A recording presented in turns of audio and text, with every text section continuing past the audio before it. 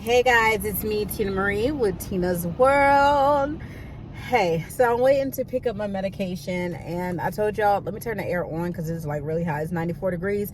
Even though we're at the beginning part of fall, it's still 94 degrees here in Texas. It's crazy. But I wanted to give you my update post-COVID. We're a couple months past COVID. Just to give you a little backstory, I caught COVID July 15th. I think it was. I'm thinking it was that. I can't remember. I think it was the 15th or the 18th of July. I caught COVID. And it was crazy since the second I caught it. Like, crazy. And it just keeps getting crazier and crazier. I have not been to work since. I actually suffer from what is called long-term COVID. And if I slur a little bit with my speech, I'm sorry about it. You're about to actually find out why. I've been talking a little bit different lately, and I'm a little bit off, like mentally off and everything. But people that have long-term COVID, some of the side effects is fatigue, problems with memory and stuff like that. COVID brain, they like to call it, numbness and weakness throughout the body. Some other things that are affected, even your menstrual cycles can be affected as well from it. So normally you'll have a regular 5-day period. Now your periods are out of control. They're wonky, especially people with PCOS that had it under control and then they got out of control. Some people lose weight. Some people, they put on a few pounds, and you're not yourself. You're not yourself. Sometimes people just be like, oh, just get up and be your old self again. And it's not that simple. And from it causes a lot of depression and anxiety because, you're not who you used to be. So if you're experiencing any of these symptoms after you have had COVID, you may be a sufferer of long-term COVID. And it's funny because when I went to go see my waxer, she got COVID twice. And she's like, ever since I had it, I just been extremely exhausted every time. And to this day, I'm tired a lot. And that fatigue is one of the issues with long-term COVID. Well, my long-term COVID has gotten so bad, as you guys know, I haven't been to work. And then I had to get MRIs done because I got weakness on both sides. Basically, it come to find out I had a mild stroke. And I'm on stroke medication. And on top of being on stroke medication, I had to get MRIs done. And I'm trying to hold back the tears because I just got the results from the first set of MRIs. They're done yesterday. Like, I went 2 weeks prior to get them done.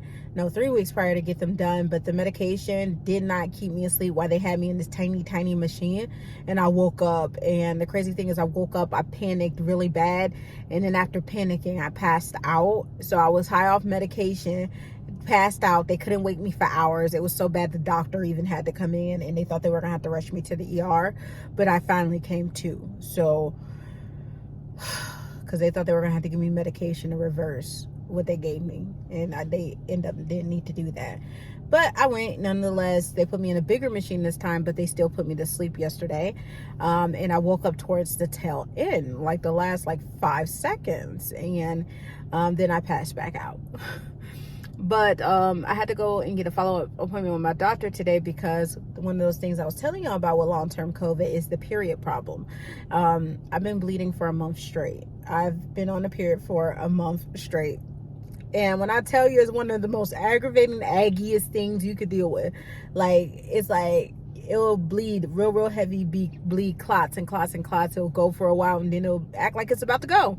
It's like, okay, it's getting lighter, and then it turns brown. You're like, okay, and then you'll go like a couple hours or nothing, and then boom, you're full-blown bleeding again. And I've been dealing with this for a month. So I'm going to pick up medicine for that. But she was like, yeah, your MRI for the first set of MRIs came back. The first set of MRIs was for the brain. The other ones are for next week with the sedation is going to be for the body. But this time it was for the brain. And I'm going to read you the results. Now, all this is happening from my run with COVID. I never had a problem with my brain before. Never. Even I gave myself some slight concussions. Y'all know me. At least once a year I give myself a concussion sometimes. But this is all stemming from what has happened with COVID, okay? So I'm going to read you my results. Sorry if you can see the paper angle. But I have IIH, is idiopathic, I probably said it wrong, idiopathic intracranial hypertension. I suffer with basically a swelling that comes, I guess, up from the spinal cord or something like that, and affects the brain. It's two things that I need to do for it. They have a medication for me, and I'm also going to be getting really tiny here soon. One thing I was not trying to do, and that's why I put on a couple pounds, and then I put on a couple pounds, but of course I'm nowhere where I used to be, because y'all know I used to be in the 300s. But I didn't like myself really, really, really small like I was. I did not like that. I wanted to be in the middle. But now I have no point and no purpose to be even at this way. I need to get really small. And I need to do it for my health, basically, because weight loss can help with the IIH. And anything I can do to keep me on this earth long enough and longer for my children, I'm going to do. So since, getting down to a healthier, I'm looking at the BMI, I'm not even looking at the body, because I did not like my body like that. Like, I didn't have hardly no booty. Everything was nothing like what I wanted. But now it's about the BMI, not the BBL booty, you know what I mean? So it is what it is. But let me just give you some of the symptoms of IIH. Okay, fatigue, headaches, loss of vision, side vision, nausea and vomiting, shoulder and neck pain, temporary blindness, and ringing in your ears. Now, y'all may not know this. I posted on IG, but I didn't post it on here. But I got into a mini fender bender with cars in my own yard. Okay, my own yard. All right, because I was turning in and I was so tired and fatigued, and I kind of like went blind for a second. Like, I couldn't see anything, and I scraped a little portion of my car, just a little bit.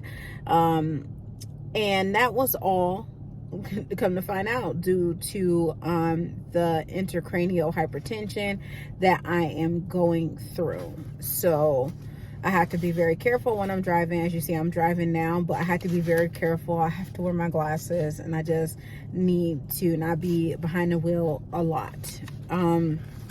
Now, how is it diagnosed? How you know you have it? They do a brain CT scan or MRI. I had the MRI.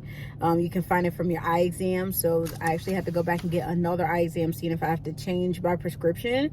They can do a spinal tap and visual field test. And I have to get a visual field test as well, because I see things very blurred now. Like, it's blurred lines for real. Blurred lines, So, again, like I said, weight loss is one of the things that does help if you have a weight problem. So they say your healthcare provider recommends, even if I lost 10%. So I put on about 20 pounds from my lowest weight. So if I lose just 10 of those pounds, it's going to make a difference. You know what I mean? But I do want to lose, I just want to lose all of it plus a little bit more, just to make sure I'm doing all I can to help with the IIH. Medication, some medications you could take is Diamox or Topramate. And I think that's what she gave me, Topramate. I probably said it wrong, to help reduce and lessen the effect of all of it. And there is also a diuretic pill that she's put me on as well. In some cases, surgery may be needed. I will find that out, because I have to see a neurologist, and it'll let me know if I need anything, and it'll help with the optic nerve and stuff like that. So I will find that out in the future. It's not seeming like it's going to go that far, but I am not sure. Now, that wasn't all they found. You would think, okay, that's what they found. Okay, boom, we can tackle one thing. No, that wasn't all they found. They found basically, let me see here. I have a subtle widening aneurysm in my brain. And the reason why it makes me cry is because my mom's mom passed away because she had an aneurysm burst in her head, and she passed away from that.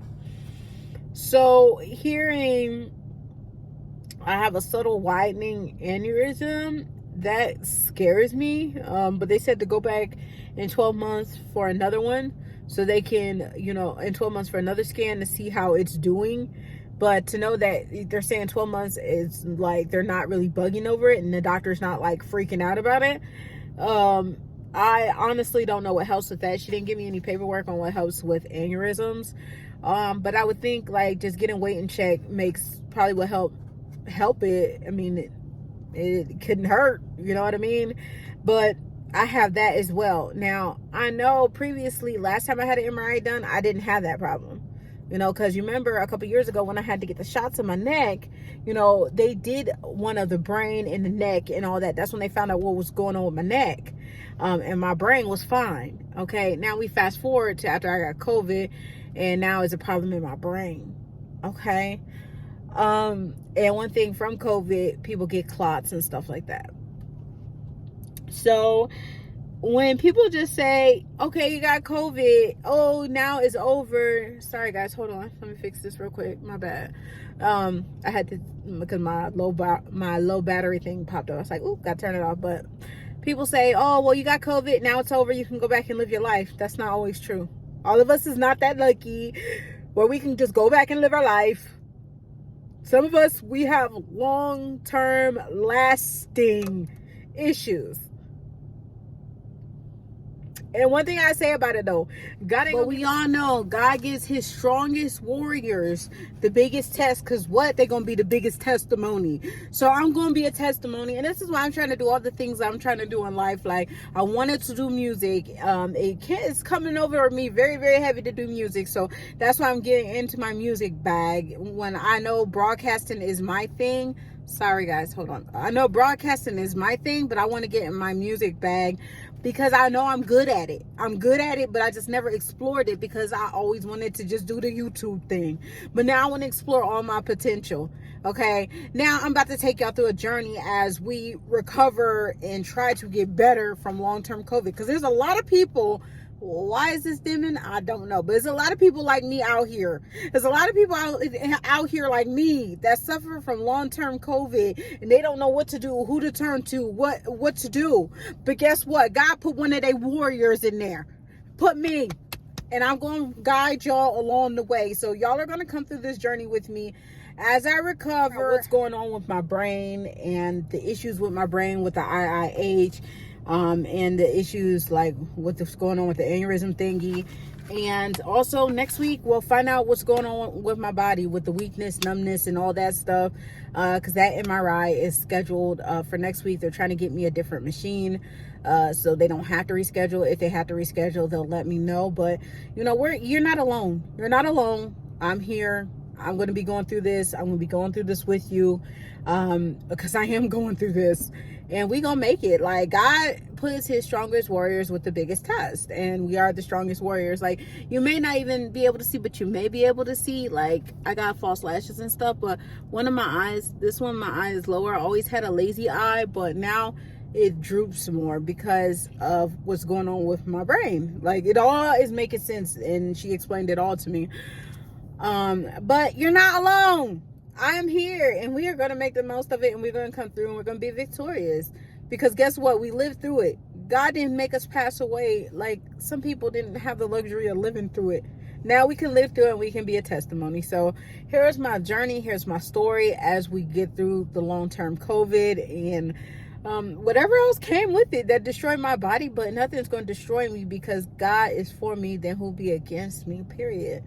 So that's all I got for you guys. Make sure you're subscribed to the channel. Make sure you continue to subscribe, follow this journey. And remember, I am with you. I love you. And any questions, drop them below. And if you experience long-term COVID, let us know what you're going through below. We can help each other out. Deuces.